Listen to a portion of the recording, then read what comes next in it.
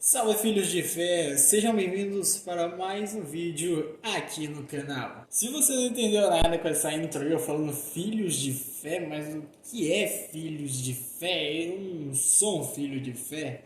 Bom, filhos de fé é como se fosse o cumprimento, tipo, a paz do Senhor, irmão, ou irmão, como os evangélicos chamam, e pessoas cristãs também. E porque eu já comecei o vídeo falando assim, né? Tá bem óbvio. Hoje a gente vai falar sobre Umbanda, a origem da Umbanda, como surgiu, o que é Umbanda, Umbanda é do bem, Umbanda é do mal, o que é Umbanda. Então hoje a gente vai falar sobre as características da Umbanda, como surgiu, quem criou, quem fundou, como é que foi feito. Eu acabei de bater aqui no mouse, eu quase que ele caiu. Então é isso, galera, eu espero que vocês gostem desse vídeo. Se inscrevam no canal já, porque me ajuda pra caramba quando vocês se inscrevem no canal e deixam o seu like, porque é importante vocês deixarem o like. E ativar o sininho também, por causa que muita gente é inscrito no canal, mas tem poucas views, por causa que o YouTube já não entrega. Aí você não ativa o sininho, aí que complica tudo, né? Então é isso, então ativa o sininho e inscreva-se no canal, tá, galera? E deixa o seu like e comenta depois aí se esqueceu alguma coisa, se vocês acharam. Comenta o que vocês querem comentar, tá certo?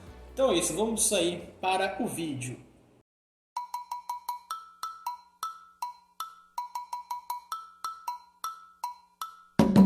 O que é Umbanda? A Umbanda é uma religião monoteísta e afro-brasileira, surgida em 1908, fundada por Zélio Fernandino de Moraes. A palavra Umbanda pertence ao vocabulário quimbundo de Angola, que quer dizer arte de curar.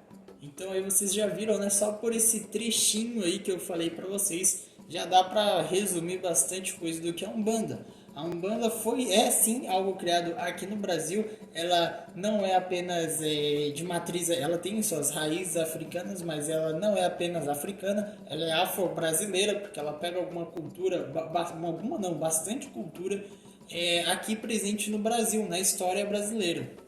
E aí a gente vai ver aí quem criou a Umbanda foi o Zélio Fernandino de Moraes lá em 1908. E também aí a gente já tem o significado da palavra Umbanda, que quer dizer arte de curar, né, que vem do quimbundo de lá da Angola. A origem da Umbanda. A Umbanda é uma religião surgida nos subúrbios do Rio de Janeiro.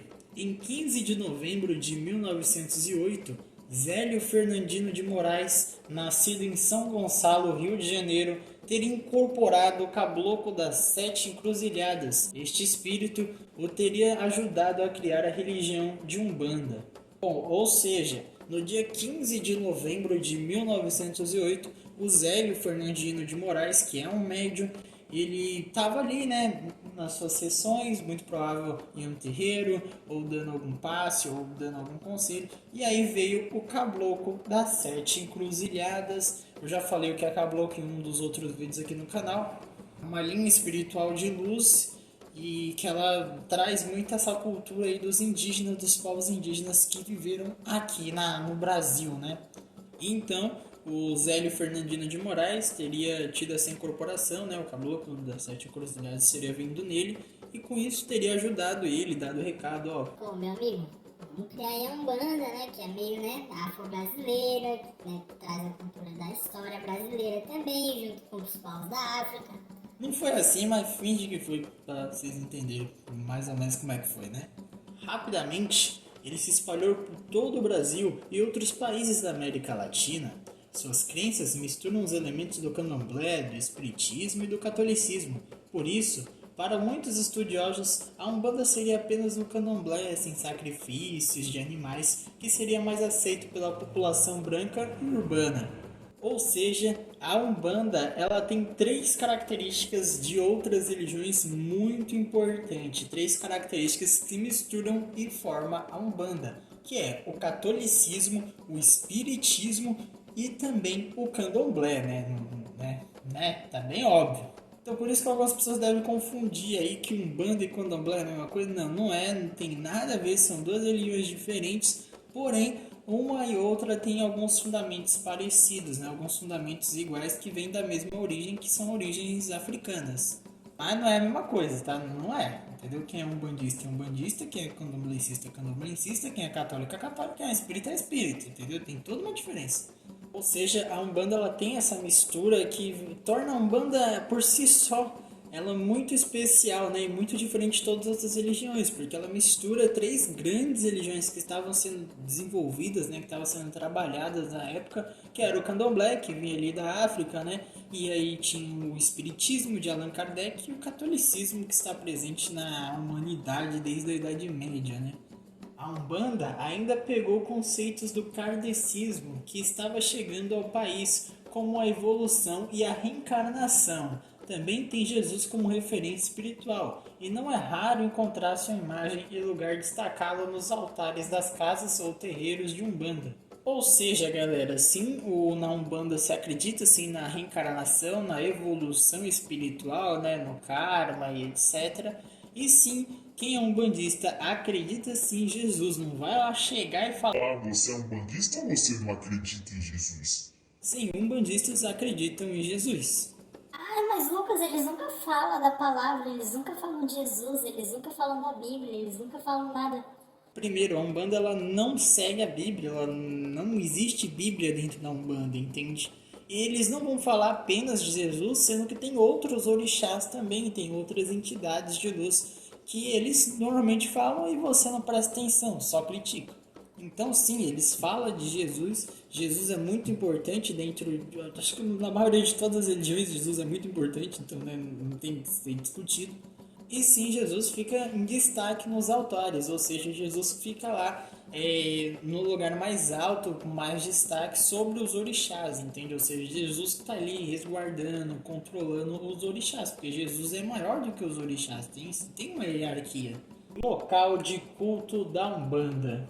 O local para a realização das cerimônias de Umbanda chama-se casa, terreiro ou barracão. Igualmente são feitas várias celebrações ao ar livre, junto à natureza, em rios, cachoeiras ou na praia. Essas cerimônias são precedidas por um pai ou mãe de santo, um sacerdote que dirige os ritos e comanda a casa, também responsável por ensinar a doutrina e os segredos da Umbanda aos seus discípulos. Ou seja, quando você escuta a palavra terreiro, barracão ou casa de fé ou casa de axé, né, como muitas pessoas falam, elas sim estão falando de um templo de Umbanda, mas também pode ser um templo de Candomblé, então não confunda, tá? Então o terreiro é como se fosse a igreja, sabe? Onde tem um culto ali, entende? É a igreja, entende? Só que não se fala igreja, se fala terreiro, se fala barracão ou se fala casa mesmo, caso você não tiver muito habituado com essas duas últimas palavras, né? O terreiro e barracão, você pode falar casa de Umbanda, casa religiosa, casa. Pode falar casa, entende? E quando tem essas cerimônias que são normalmente chamadas de giras, né? Pelo menos aqui onde eu moro é chamado de gira, né? Não sei, a não ser que você mora no fim do Brasil e é chamado de, não sei, rastapé, vai lá saber. Eu tô brincando, acho que deve ser chamado de gira em todo o Brasil. Ou seja, gira, né? Não é gíria, é gira. Não vai confundir. E essas giras, ou seja, esses cultos, têm sempre a presença de um pai ou uma mãe de santo, os dois juntos, o pai, uma mãe de santo e o pai pequeno. Ou seja, vai ter assim um pai e uma mãe de santo, isso é fato. Não tem como rolar se não tiver o pai e a mãe de santo, porque eles que são sacerdotes da religião, eles que têm o conhecimento, que têm o preparo para controlar qualquer. Não controlar, mas eu digo mais para manter ordem no local, entende? Que senão acaba virando bagunça, um quer ser mais que o outro, um quer ser mais que o outro. E o pai e a mãe de santo, eles são os donos da casa, os donos do terreiro e os donos do barracão, chame como quiser.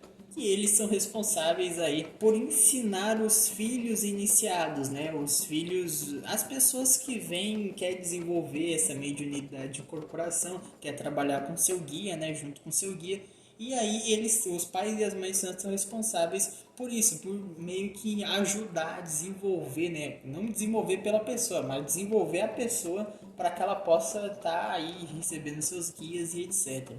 Ou seja, já deu para ver que o pai e a mãe de santo é fundamental em qualquer gira, é fundamental dentro da Umbanda no geral. Cerimônias da Umbanda. Nesses locais realiza sessões de passe, no qual a entidade reorganiza o corpo energético astral da pessoa. Igualmente são feitas sessões de descarrego, quando a captação de energia negativa da pessoa é transferida para os fundamentos do templo. Nota-se que não é permitido qualquer tipo de remuneração por esses trabalhos espirituais. As vestes mais usadas nessa cerimônia são de couro branco porque é a cor neutra que agrada todos os orixás e guias. Na Umbanda, não se pratica o sacrifício de animais e se celebra rituais de batizados, consagração e casamento. Eu não sei se no Candomblé também realiza-se as coisas de casamento, as coisas de consagração e batizado, eu não sei, então não prefiro não comentar sobre. Mas na Umbanda se realiza casamento, se realiza batizamento. Batizamento? Acho que não existe essa palavra, né? Batizamento. Ou seja, se realiza as coisas que eu acabei de falar. Mas você deve estar se perguntando, né? Mas Lucas, o que é passe? O que é reorganizar o corpo astral? Será que o corpo astral está danificado, está mal organizado, não tá muito bom? Bom, a sessão de passes, ela acontece com os guias, né? Com os orixás, com as pessoas que estão incorporadas ali. E com isso, elas reorganizam assim o seu corpo astral e você acaba meio que tendo uma consulta, literalmente. Você conta seus problemas, ela vai tentar te guiar para dar o melhor caminho, a melhor solução e obviamente vai tentar aí limpar alguma coisa que que alguém esteja mandado para você, ou que você tenha andado para o lugar errado e esteja pegando, ou até mesmo que você esteja vibrando essa energia ruim, entende? Então ela vai pegar aquilo e simplesmente jogar para longe e aquilo deixa de existir na sua vida. E algo muito importante, não se pode cobrar, até por causa que a entidade ela não recebe um salário por isso. Ou seja, se você tiver em algum terreiro e ele estiver cobrando para dar passe ou cobrando algo do tipo assim para você conversar com a entidade ou para você desenvolver os seus guias, tenta procurar outro terreiro, tenta procurar outra casa de axé, por causa que normalmente essas casas elas focam mais no dinheiro e menos na espiritualidade. Isso não é muito bom para a pessoa que está desenvolvendo mediunidade. Pontos de Umbanda. Os pontos de Umbanda são cantigas para louvar, chamar e se despedir dos orixás e das linhas de entidades. Acompanhadas por instrumentos de percussão, como o atabaque, é importante conhecer o ritmo de cada orixá e entidade. Estes aprendizagens começam na infância, desde o início. Igualmente é preciso saber sua infinalidade de canções. Os pontos de Umbanda e de Candomblé influenciaram diretamente a música popular brasileira. Ou seja, para você chamar uma entidade, você sempre vai ver eles cantando. É como se fosse o hino da sua igreja, entende? Um hino onde você tem aquela parte que você canta, aquela parte que todo mundo levanta, todo mundo gosta de tocar uma musiquinha, não é? Somente um ponto. Para você que não sabe assim o que é ponto, quando eu falar ponto, ponto simplesmente é o hino deles, entende? É o hino de pessoas que são da Umbanda ou do Candomblé. É hino, entende? Para você que é bem por fora do assunto. É o hino, é como se fosse o hino lá da sua cantora favorita gospel, entende? É isso.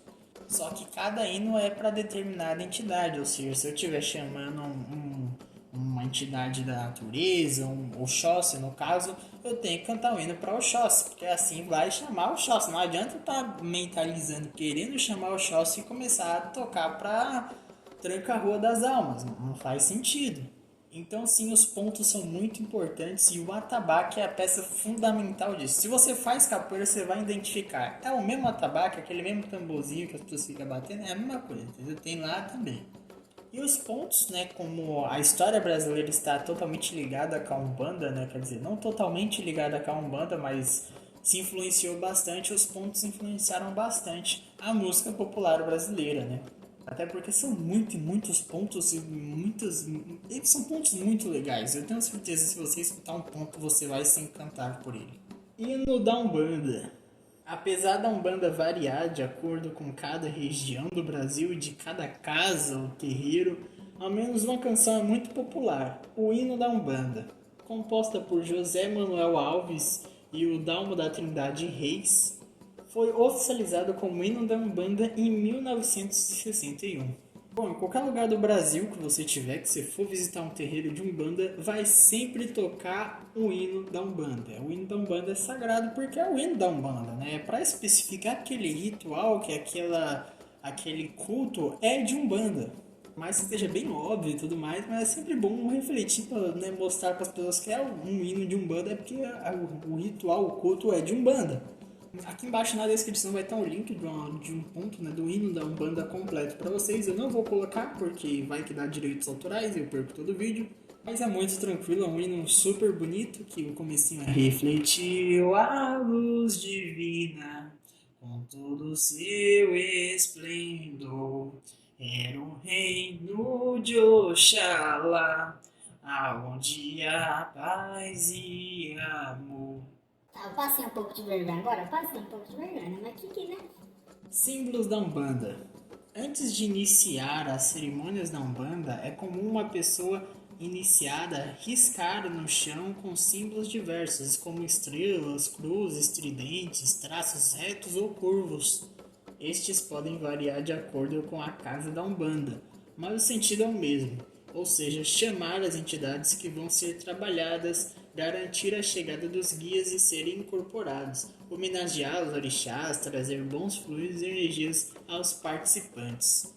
Ou seja, você pode ver também a própria entidade riscando com o próprio ponto dela, tá, galera? Não necessariamente você vai ver lá os filhos de fé, o pai ou a mãe de santo, ou os filhos da casa riscando ponto no chão para determinada entidade, a não ser que seja uma festa, algo muito comemorativo, ou o pai ou a mãe de santo queira, né? Que eles mandam a casa, né? Assim, não tem muito aqui, né? A casa é deles.